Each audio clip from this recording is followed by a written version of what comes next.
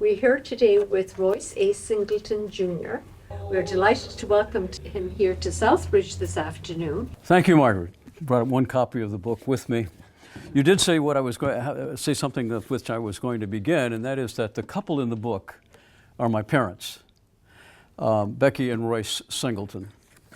The book is their story of the 13 months that my father, who was a Navy fighter pilot, was at sea during World War II.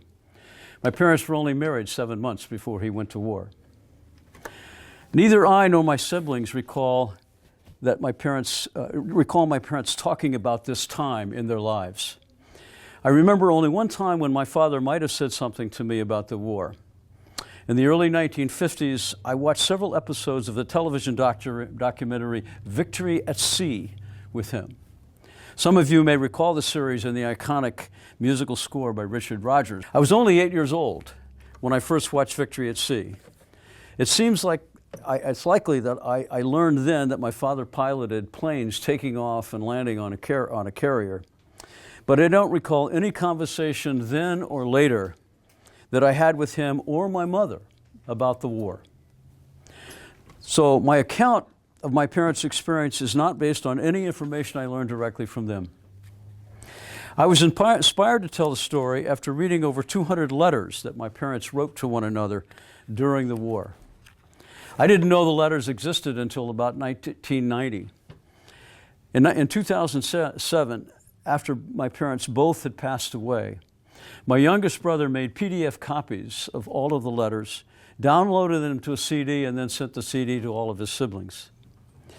When I got around to reading the letters after I retired, I realized how little I knew about this time in their lives.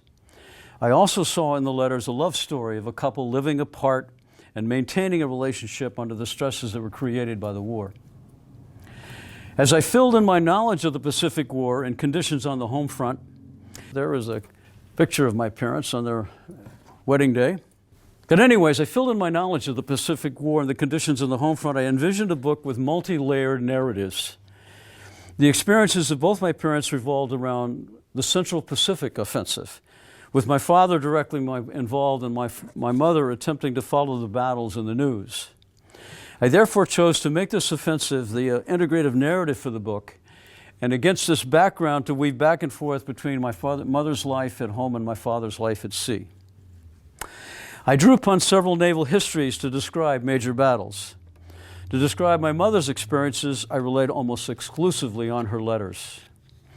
Unfortunately, my father's letters contain almost no information about his combat experience. Censorship of letters prevented him from revealing where he was or anything else of value to the enemy. As the saying went, loose lips sink ships. Because of this constraint, my father sometimes wrote, quote, "There's no news the censor would pass," or, quote, "I'll tell you all about it when I get home." To recount my father's experience at sea, I used an oral history of his air group, memoirs written by two of his shipmates, and official operations records maintained by all Navy units during the war, which were accessible in the National Archives. Here's a map of the Pacific Theater of War. To give you an idea of the expanse of the Pacific, it's almost 4,000 miles from the Hawaiian Islands to Tokyo, Japan, right about there. As I'm sure everybody knows, the Pacific War began with a Japanese attack on Pearl Harbor on December 7th, 1941. In the weeks and months after Pearl Harbor, Japanese forces captured Guam and the Philippines, gained control of the Western Pacific, and established a defensive perimeter of island bases that stretched on the south from New Guinea through the Solomon Islands and on the southern edge, and on the eastern edge from the Gilbert Islands and Marshall Islands to Wake. So they control that perimeter, that defensive perimeter. In May and June of 1942, the U.S. was able to limit Japanese advances in battles of the Coral Sea and Midway. In fact, you're probably familiar with the Battle of Midway because there have been many films made about that battle. But for 18 months after Midway, U.S. strategy in the Pacific was strained by a lack of resources and a commitment to a Europe first strategy. By October 1943, when Royce's ship departed from San Diego, the Pacific Theater was finally supplied with sufficient ships, planes, ground forces, and supporting equipment to begin a two-pronged offensive toward Japan. One offensive under the command of General Douglas MacArthur moved northwest from the southwest Pacific via the Solomon Islands up through New Guinea to the Philippines. The other offensive, which was led by Admiral Chester Nimitz, moved westward across the Central Pacific from the Gilbert Islands to the Marshall Islands to the Carolines to the Mariana Islands. My father's ship and air group supported every battle but one in the Central Pacific under the command of Admiral Nimitz.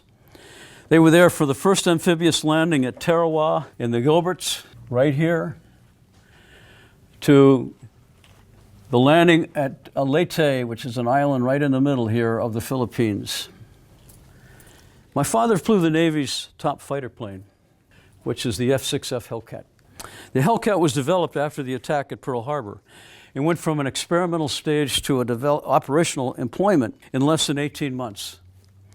It was first deployed in combat in August 1943. The Hellcat was superior to the Japan's top fighter, the Zero. It accounted for over 5,000 enemy aircraft destroyed, and 75% of the Navy's air-to-air victories during the war. Royce's squadron, VF-60, his fighter squadron, and another squadron, VC-60, which consisted of dive bombers and torpedo bombers, formed the air group aboard the escort carrier, the USS Sewanee. The Navy had three types of aircraft carriers: fleet carriers, light carriers, and escort carriers. The fleet carriers were the frontline carriers of the fleet. They were larger, close to 900 feet long. The escort carriers were shorter, around 500 feet, and slower than the other carriers. They also were more lightly armed and armored. The Navy uses hull classification symbols to identify their ships. BB, for example, stands for battleships. Fleet carriers are classified as CV. The escort carrier classification was CVE, which their crews sarcastically referred to as standing for combustible, vulnerable, and expendable. Of the 151 aircraft carriers built by the United States during World War II, 122 of them were escort carriers. This photo right here shows the Sewanee. It was tied at this point to a mooring buoy in the New Hebrides. Two elevators are lowered to the hangar deck. That's where these empty spaces are you see. And on the starboard side of the flight deck, there's an island, and on top of the island, this is island right now, on top of the island was the bridge. The Sewanee was one of four carriers in the largest class of escort carriers. In other words, these four escort carriers were larger than all the other escort carriers.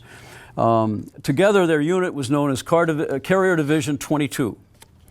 These carriers were converted oilers, which could be built quickly and cheaply. It took about 6 months in 1942 to construct the Sewanee with the hull from a standard oil tanker. It had an overall length of 553 feet. It operated about 30 aircraft, and it was one of only 3 escort carriers to carry F-6F Hellcats. Its primary mission was to provide combat air and anti-submarine patrol to protect the fleet. In fact, that was the primary role of almost all the escort carriers.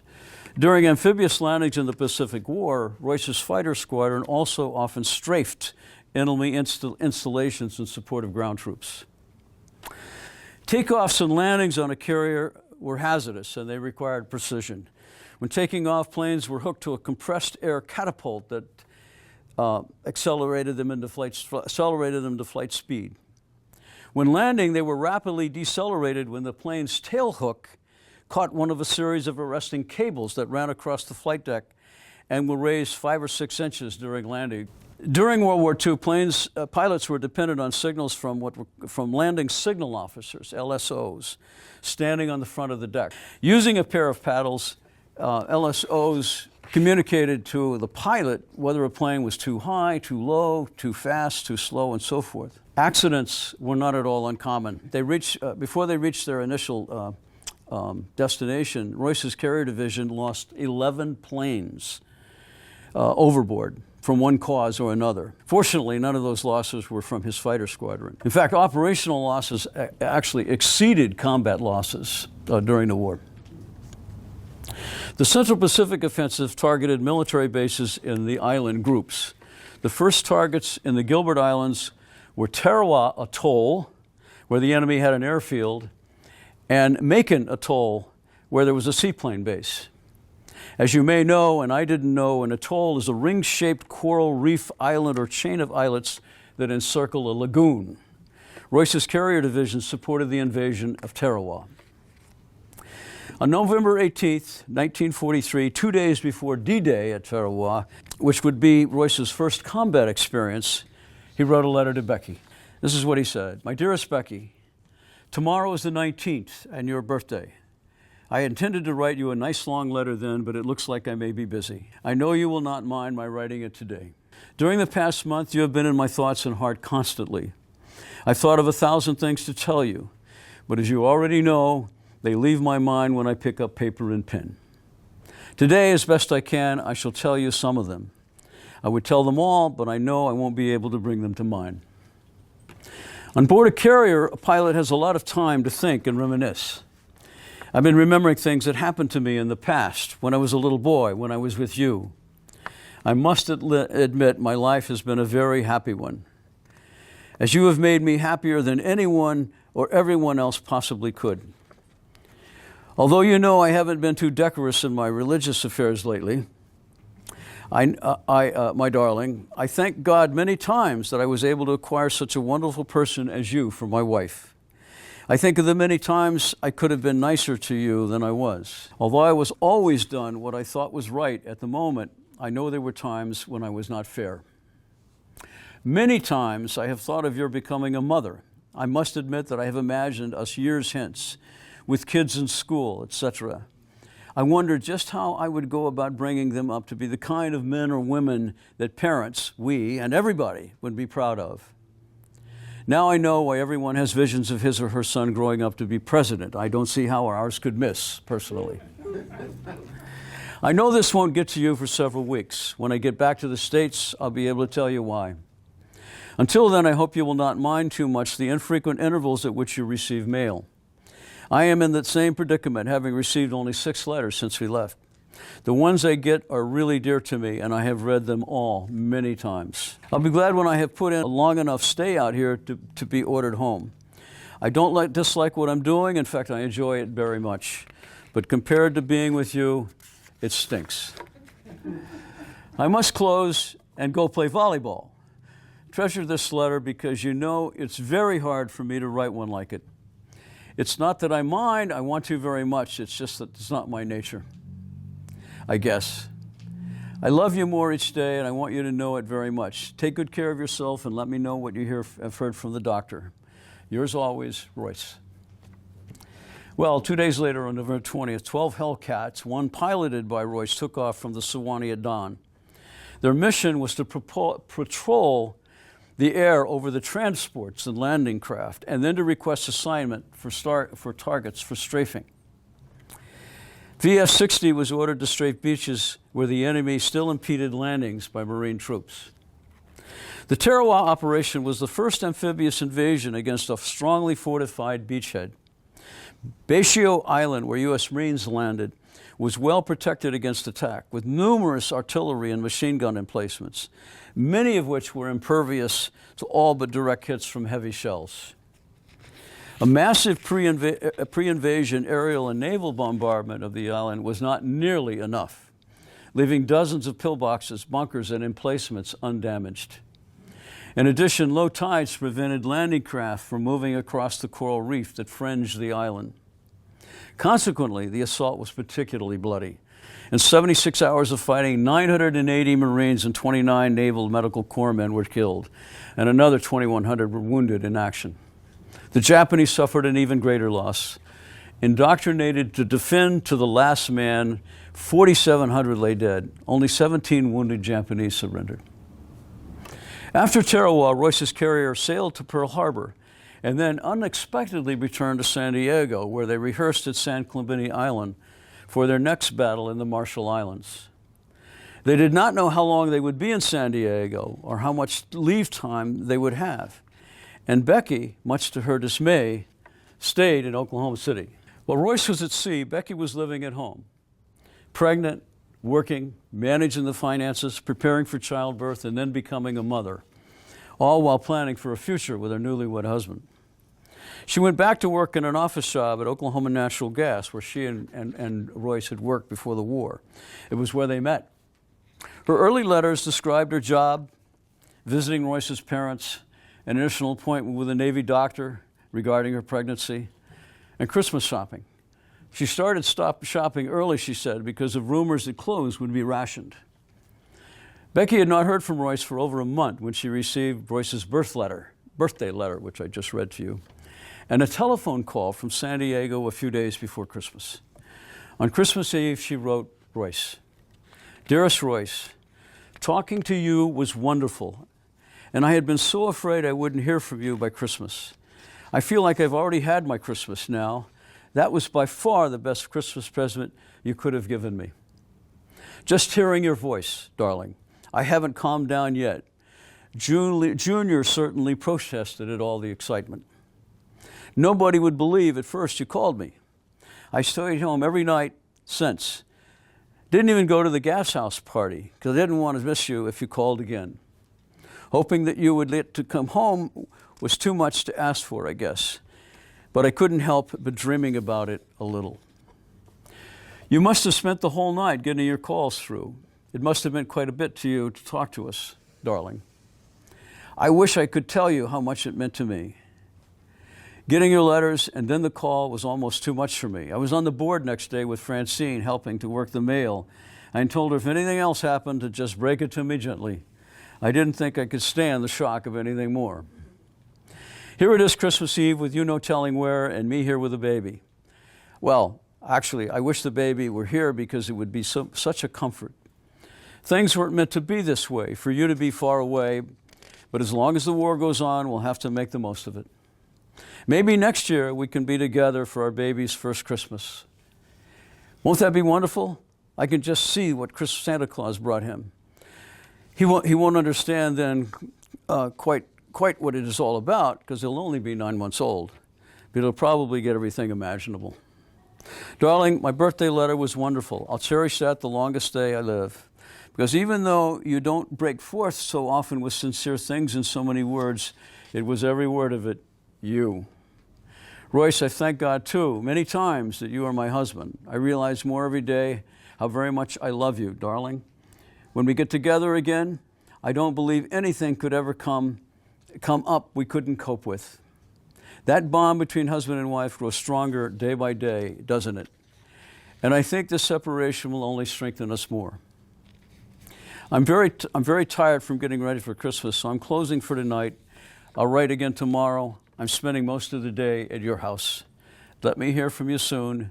Yours always, Becky and Sandy III. By mid-January, Royce was back at sea, headed for the Marshall Islands, which, as you can see here, are just north of the Gilbert Islands, where they had secured Tarawa and Macon. Applying what the U.S. learned at Tarawa, the operations there were much more successful with far fewer casualties. The Marines were in complete control of Kwajalein Atoll by February 7th. They landed at Eniwetok Atoll, located a little over 300 miles northwest of Kwajalein, on February 17th, and secured the 3 main islands there on February 22nd. Royce's carrier division returned to Pearl Harbor after the invasions in the Marshalls. Since ships received or sent mail only when in port, Royce heard from Becky for the first time in the new year. But after leaving Pearl Harbor in mid-March, mail deliveries, became much more erratic as the ship was constantly on the move for the next 3 months. During this time, Becky's letters were filled with the latest news of her pregnancy. The baby was born on April 11th, more than 2 weeks after the projected due date. Becky told Royce all about it in an April 13th letter. From that point on, her letters often began with information about the baby. She essentially described in detail what parents talk about as they watch their children grow, with the letters taking the place of conversations that she and Royce surely would have had if he were home. From the end of March to the beginning of May, Royce's carrier division supported 2 operations which were far from Pearl Harbor and kept them at sea for long periods of time. When the Sewanee left the second operation, their first stop on May 5th was the port where the ship picked up its first mail in almost 2 months. Royce received 4 letters from Becky, written between March 26th and April 4th. When the Suwannee reached their next port 1 week later, on May 12th, the mail finally caught up with them, 1 month after the birth of Royce's son. As he said, quote, "We hit the jackpot today. I have mail written in January and March, and to climax it all, just a few moments ago, I got the late April mail and the word. I am the happiest man in the world." By June, Nimitz's Pacific Fleet was ready to go directly from the Marshalls to the Marianas, where they engaged in battles on 3 of the 4 occupied islands, Saipan, Tinian, and Guam. Tinian is actually between Saipan and Guam, not shown on that particular map. The Gilberts and Marshalls had been a story of coral atolls composed of islets only a few hundred yards wide. By contrast, Saipan, Tinian, and Guam were much larger islands, varying from 10 to 30 miles in length and 5 to 9 miles in width. Saipan and Guam have mountain ridges with elevations that rise to 1,500 and 1,300 feet, respectively. The mountains afforded the enemy numerous well-constructed, concealed mortar and artillery positions to bombard the beaches, and difficult terrain with many limestone caves for hiding. Japanese resistance was strong, and fighting did not end in the Marianas until Guam was declared secure on August 10th. Gaining control of the Marianas was decisive in the Pacific War. By putting the U.S. within striking distance of Japan, it gave the U.S. an overwhelming strategic advantage. The North Field, Tinian, was turned into the largest airport in the world in 1945, when it was the launching point for the atomic bombings of Hiroshima and Nagasaki. By September, Allied forces had positioned themselves for an invasion of the Philippines. The initial invasion of the Philippines took place at Leyte Island, located in the middle of the archipelago. A huge amphibious force landed on Leyte on October 20th. The landings went smoothly as the Japanese quickly retreated inland, and by early afternoon, MacArthur waded ashore where he announced, quote, "People of the Philippines, I have returned. By the grace of Almighty God, our forces stand again on Philippine soil concentrated in the blood of our 2 peoples." To counter the invasion of the Philippines between October 24th and October 26th, the Japanese activated a plan that got together almost the entire Japanese fleet. What became known as the Battle of Leyte Gulf, the largest naval battle ever fought, was climactic for the war generally and for Royce's ship specifically. In this chapter of the book, you'll learn why Royce returned to the States after 13 months at sea. To conclude, I learned a great deal in telling my parents' story and reading their letters. I saw how the Second World War was a total war involving the world's population, most of the world's population. Major participants such as the United States mobilized all their resources to fight the war. Virtually everyone, civilian and military, was affected. For Becky and Royce and many others, the war consumed their daily lives. In writing the book, for the first time in my life, honestly, I began to see the heroism in my father's service. And as for my mother, when my siblings and I reached our adult years, all of us looked back and wondered how she managed the household and kept her sanity. I was the first of 6 children. Finally, the war appears to have had a lasting effect on Becky and Royce's relationship. My siblings and I knew they loved one another deeply and passionately. Their separation during the war seems to support the adage, absence makes the heart grow fonder. The uncertainty and stress of the war may well have heightened the emotional power of their letters, and affections that were regularly expressed in those letters forged their feelings toward one another for the rest of their lives. So, I hope I've given you a feel for the book. I've shared 2 letters in the book. The story is interspersed with excerpts from letters and a few other whole letters that my parents wrote to one another. Anybody have any questions? What year did they declassify everything? You know, that's a good question. By the time I got around to looking at it, it had been declassified, but it was quite some time. I think probably it might have been 50 years. You know, I think it might have been the 1990s before. But I'm not quite certain of that. You know, my mother never mentioned the censorship of her letters, and I never saw that. But I know that every letter that my dad sent out was censored by a fellow officer. And that's just. And there were times it was rare that I saw something that had been censored. But because my dad was aware, became aware, of what he could and could not say in those letters. And in fact, if he had a question, he would ask somebody who was, in charge of the censorship, what he could say or whether he could say something.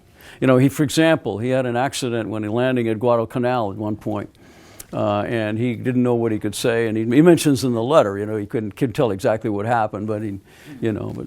Anyway, it was often someone he knew. It was often someone in his own. I think most often, in fact, it might have always been someone in his fighter squadron. I'll tell you. I'll give you one little piece of information you'll find if you read the book. But one point my mother notices that one of my dad's best friends just hadn't been censoring his letters. And he said, "What has anything? I sensed that something is wrong. You're not telling. There's something you're not telling me." This is what my mother is writing my father, and in fact, what had happened is that one of his best friends in the squadron was shot down by anti-aircraft fire. But my dad couldn't say anything about that until for almost 2 months after that took place, because Ken had to be notified and he had to be given a go-ahead. Well, one of the things I was struck by when I read all the letters in my father's case is you saw how he expressed himself in that one letter, and the depth of his feelings were pretty extraordinary. And I thought that was very extraordinary in addition because of the fact that he knew that some fellow officer was going to read this, but it didn't seem to hesitate him at all from expressing his feelings. Yeah, I enjoyed that letter very much. The letter that you read from your dad, I enjoyed that very much because I thought he's obviously somebody who doesn't share his feelings a lot, but felt compelled to do it given the circumstances. Right. Well, as I said, this was 2 days before his first combat. And so that's what I think that letter reflects that. He's thinking about that. Yeah. But the other thing that happened is that my father's wrote more in the latter half of his tour than he did in the early part of his tour, and he had even. I think many more expressions of his feelings in those letters, the ones that were written in the late summer, for example, of 1944. So. Well, as well, there was probably so much had happened that they were aware of as well that it changed the tone of the letter. Oh yes. And the frequency, because you could imagine maybe that when could be the next time that it might. Oh yes, oh yes, yes. My mother was very careful not to talk about her, her anxiety about him and fear for his life, and she just avoided that altogether, and always would try to be optimistic, and she makes that explicit in a couple of cases where she says it's women's tuition. I know that everything's going to be okay. But yes, in fact, one of the things I tried to do in the book is that I tried to show, to discuss what was going on in the States at the time, and especially how things were different then than they are now. And so I talk about rationing because that was a major part of her experience, and she mentions it several times in her letters. I talk about other things as well. For example, she was in. I was the person who was born on April 11th, and she was in the hospital for 10 days. That was standard operating procedure at that moment in time. They don't do that now. So prenatal, neonatal care was quite different. And so whenever I mention something like that, I talk about differences between then and now. Another thing, they communicated via letters. There was no telephone. And in fact, my dad did go to great pains to make a call from San Diego, but that was at enormous expense. And that's another reason they didn't telephone, and so my mother talks about that in the letters, was worth every penny, but the amount that it cost for those phone calls was extraordinary good in today's dollars.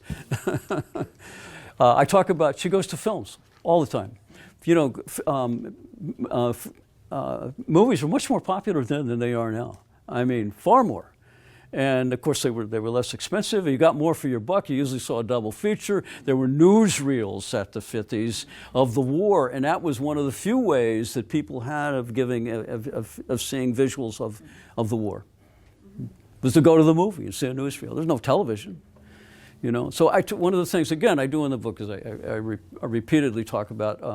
I expand upon things that she says in her letters to kind of amplify the differences between then and now. No. That's not unusual for veterans not to talk about it, because to talk about it is to relive that experience. Again, you have to read the next to last chapter to find out why my dad came home what he did. But you know, I mean, he witnessed a lot of death, trauma. He was credited ultimately with shooting down 3.25 planes. He was the ace of his squadron, as a matter of fact. Escort carrier pilots didn't have the opportunities for air combat that those on the fleet carriers did, so the numbers of what they called kills tended to be lower, but he was the ace of his squadron. First of all, my father ended up making in the Navy a career. There you'll learn when you read the book. He was in the Navy for 30 years. He was in Japan several times in the 1950s because he was in Korea, and when they had a break, they went to Japan, you know, and I remember his expressing admiration for the Japanese. And you know, but on the other hand, I mean, if you know anything about the Pacific War, World War II, the Japanese were brutal in the way that they, in the way that they treated prisoners of war. Anybody ever read Unbroken? No, I haven't read Unbroken. Okay. Well, you know how they treated Louis Zamperini in that book. Well, that was typical. And then how the way they treated the Chinese and peoples on the islands that they invaded, where they secured those bases, was awful.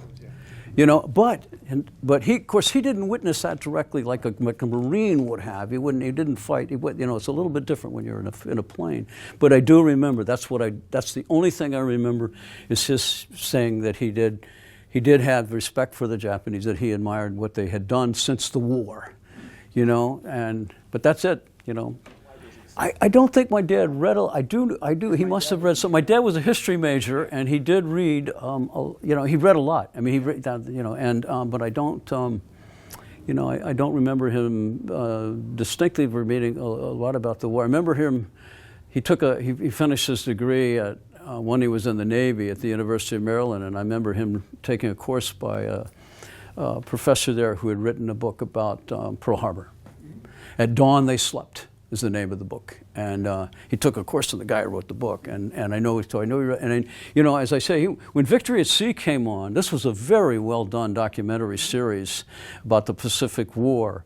That was one of the first documentaries on television. That's the early 1950s. As I said, I was 8 years old when I watched it with my dad, but I know he watched that series. I've only recently begun to watch a little bit more of the televised series about. I watched the Pacific.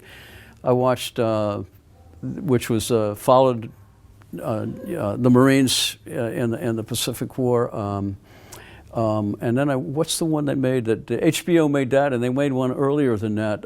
Band of Brothers, is that the name of it? Yeah, both of which were just exceptional, well done, and based upon memoirs. Well, thank you very much for coming. No, thank you. And thanks for Margaret for inviting me.